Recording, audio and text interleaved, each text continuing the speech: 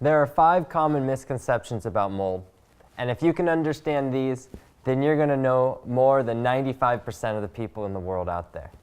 The number one question that we get asked is it black mold? Well, the answer is it could be black, it could be orange, it could be green, yellow. There's actually over 10,000 different types of molds, and they come in all different colors. So, is it black mold? Well, the question is kind of irrelevant because there are hundreds, if not thousands, of molds that are black in color. But why do they ask that? And that brings us to the second point. They want to know, is the mold dangerous? Well, mold can really be categorized into one of 2 categories in regards to how it might be dangerous to you. First, there are toxic molds. There are 100 molds that are nationally listed as toxic to everyone.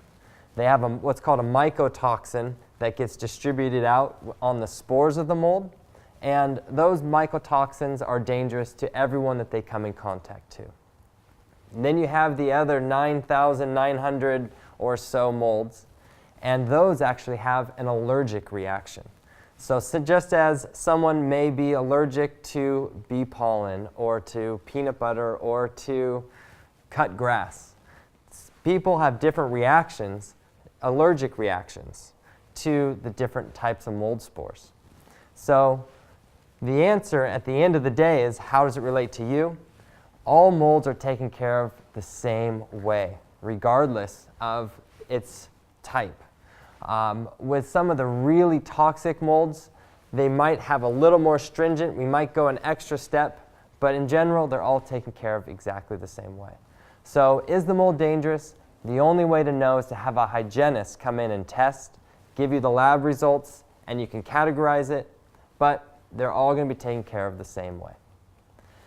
Now, the next question that a lot of people ask is, can I just wipe it with bleach? Many people, when I ask a question with 50 people in the audience, I'll say, is it valid to wipe it with bleach? If I ask them at their home, they would probably say, sure, no problem. I ask them in that environment, and everyone shakes their head no.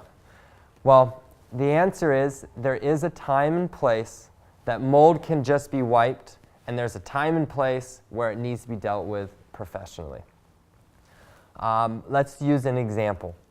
You have mold that's growing in your shower on top of the tile and tile grout.